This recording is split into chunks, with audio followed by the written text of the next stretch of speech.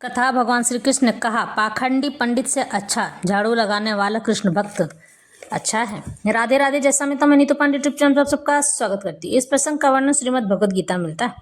इस प्रसंग में भगवान श्री कृष्ण आज अर्जुन से कहते हैं, हे अर्जुन, वो पाखंडी पंडित जो लोगों को बेवकूफ बनाता रहता है और लोग उसकी बातों में आकर उल्टे सीधे कार्य करते चले जाते हैं और पाप के भागी बनते हैं, वो पंडित तो स्वयं ही पाप का भागी पहले से बन चुका है, लेकिन लोगों को भी भ्रम में डालकर उन्हें भी परेशान करके पाखंड करके उनके साथ में और उनको भी पाप का भागी बनाता है। इस तरह भगवान श्री कृष्ण समझाते हैं कि इससे अच्छा तो वो झाड़ू लगाने वाला है जो झाड़ू लगाते हुए, मल साफ करते हुए, शौच साफ करते हुए मेरा नाम लेता रहता है, क्योंकि जो कृष्ण भक्ति में लगा रहता है ना, वो कभी अशुद्ध हो ही नहीं सकता है। मैं केवल नाम लेने मात्र से ही उस व्यक्ति को शुद्ध कर देता हूँ, क्योंकि वह तन से भले कैसा भी दिखता हो लेकिन मन से बहुत ही शुद्ध होता है और मन में किसी के लिए गंदे विचार नहीं रखता है।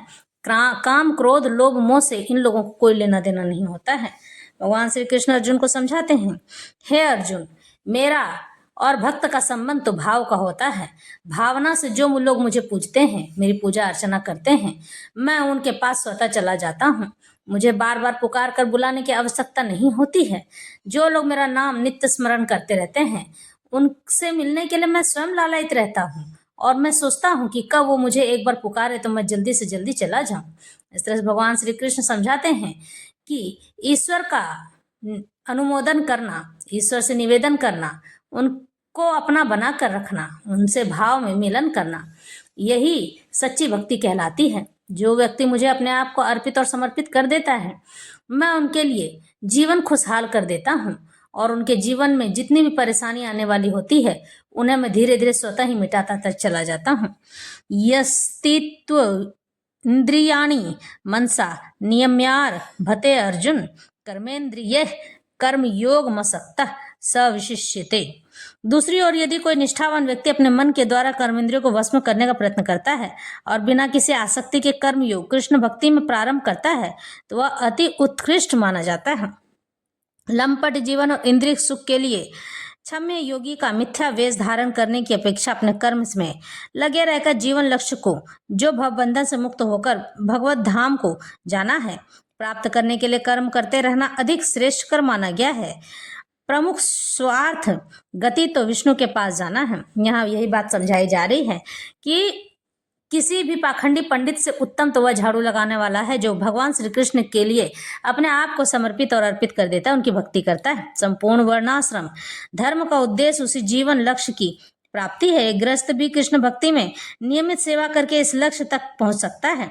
आत्म साक्षात्कार यानी कि आत्मा से मिलन के लिए मनुष्य शास्त्रोनुमोदित संयमित शास्त्र के अनुसार रहकर अपने आप पर संयम रखकर जीवन बिता सकता है और अनासक्त यानी भगवान की ओर न जाने वाला व्यक्ति भाव में अपना कार्य करता रह जाता है।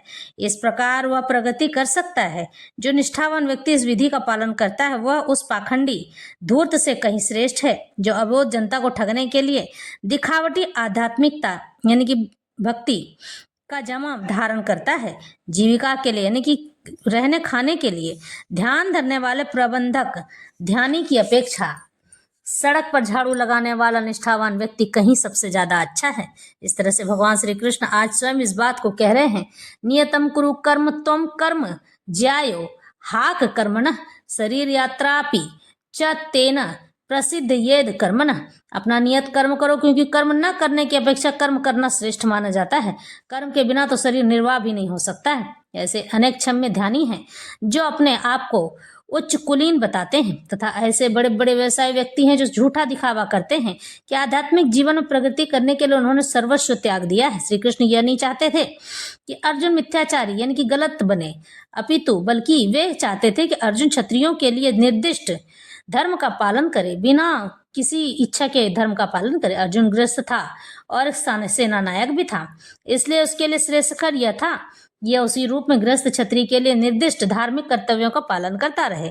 ऐसे कार्यों से संसारी मनुष्य का हृदय क्रमशः विमल हो जाता है और वह भौतिक कलमश से मुक्त हो जाता है, यानी कि वह संसार के बंधन से मुक्त हो जाता है। देह निर्वाह के लिए किए गए तथाकथित त्याग संन्यास का अनुमोदन न तो भगवान करते हैं और न कोई धर्मशास्त्र ही। आखिर देह निर्वाह के लिए कुछ न कुछ करना होता है। भौतिकतावादी सांसारिक वासनाओं की शुद्धि के बिना कर्म का मनमाने ढंग से त्याग करना ठीक नहीं है। यानी कि आपके मन में बार बार आता है कि चटपटा भोजन कर लो, बार बार आता है कहीं कहीं घूमने चले जाऊं, बार बार आता है कि इस काम को बाद में कर लेंगे, पहले अपने मन का कर लूं, सो लूं या इस तरह से कार्य कर लूं। इस जगत का प्रत्येक व्यक्ति निश्चय ही प्रकृति पर प्रभुत्व जताने के लिए अर्थात इंद्रिय तृप्ति के लिए मलिन यानी गंदे प्रवृत्ति से ग्रस्त रहता है। ऐसी दूषित प्रवृत्तियों को शुद्ध करने की आवश्यकता है। नियत कर्मों द्वारा ऐसा किए बिना मनुष्य को चाहिए कि तथाकथित आध्यात्मवादी योगी बनने तथा सारा काम छोड़कर अंधों पर जीवित रहने का प्रयास न करे। इस तरह से भगवान श्री कृष्ण आज जिस बात को समझाते हैं, यहीं पर हस्तिनापुर की एक कथा आती है। इस कथा का वर्णन स्कंद पुराण में मिलता है। एक बार की बात है, हस्तिनापुर में अश्वमेध यज्ञ पांचों पांडवों ने रखा था। युद्ध के बाद जब हस्तिनापुर का निर्माण होने लगा और पांचों पांडव इस बात से अनभिज्ञ कि उनके यहाँ पे एक झाड़ू लगाने वाला भक्त भी है, कहकर उन्होंने सभी साधु संतों को दान दक्षिणा आदि वगैरह सब दे दिया। लेकिन उस कृष्ण भक्त को पूछना भूल गए। वो लोग तो जानते भी नहीं थे कि उनके यहाँ झाड़ू लगाने वाला व्यक्ति आखिर है कौन, वह दास या वह सेवक है कौन। लेकिन कृष्ण भगवान जानते थे, क्योंकि वह कृष्ण भगवान का परम दास था और सेवक होने के नाते वह बार बार झाड़ू लगाता, कभी शौच साफ करता और गंदगी वगैरह साफ करके, लेकिन भगवान का नाम हल पर लेता रहता था। और इसी प्रकार से भगवान यह जानते थे कि वह मेरा भाव का भूखा सेवक है। उसके यहाँ गरीबी होने के बावजूद वह भगवान का नाम स्मरण करता और भगवान से कभी भी विमुख नहीं होता था। इस तरह से वह सेवक हमेशा ही भगवान की सेवा में तत्पर रहता था। और जब अश्वमेध समाप्त होने को आया तो भगवान ने कहा कि यह पंचजन्य शंख अपने आप बज उठेगा अगर यह अश्वमेध यज्ञ सफल हुआ है तो। लेकिन ऐसा हुआ नहीं। अश्वमेध यज्ञ समाप्त हो गया, पंडितों को दान दक्षिणा भी दे दिया गया, सब कुछ हो चुका था, लेकिन वह पंचजन्य शंख बजा नहीं। तो भगवान से पूछने पर युधिष्ठिर ने पूछा कि हे प्रभु बताइए, आखिर ऐसी क्या बात है जो यह शंख बजा नहीं। तो भगवान श्री कृष्ण कहते हैं कि हे युधिष्ठिर, तुम्हारे राज्य में एक सेवक है जो तुम्हारे यहाँ झाड़ू लगाता है और मल साफ करता है। वह मेरा परम भक्त है, इसलिए उसे तुम बुलाकर भोजन कराओ। उसे भोजन कराना तो तुम भूल ही गए। एक भक्त अगर भूखा रह जाएगा तुम्हारे यहाँ का तो यह शंख थोड़ी बजेगा, क्योंकि भगवान तो भाव के भूखे होते हैं और उन्हें जिनसे भाव मिल जाता है वह उनको किसी भी प्रकार से सम्मान दिलाने में चूकते नहीं हैं, उनका हमेशा ख्याल रखते हैं। तो युधिष्ठिर इस बात को समझ गए। अर्जुन और भीम को उनके यहाँ भेजते हैं और कहते हैं कि जाओ और उन्हें भोजन का निमंत्रण देकर, और उनका कोई भी परिवार भूखा नहीं रहना चाहिए। और यहाँ पर अर्जुन द्रौपदी से कहते हैं कि भोजन बना दो, एक सेवक आ रहे हैं और उनके लिए सेवा उचित होनी चाहिए। तो द्रौपदी जाती है और रात भर बैठकर भोजन बनाती है।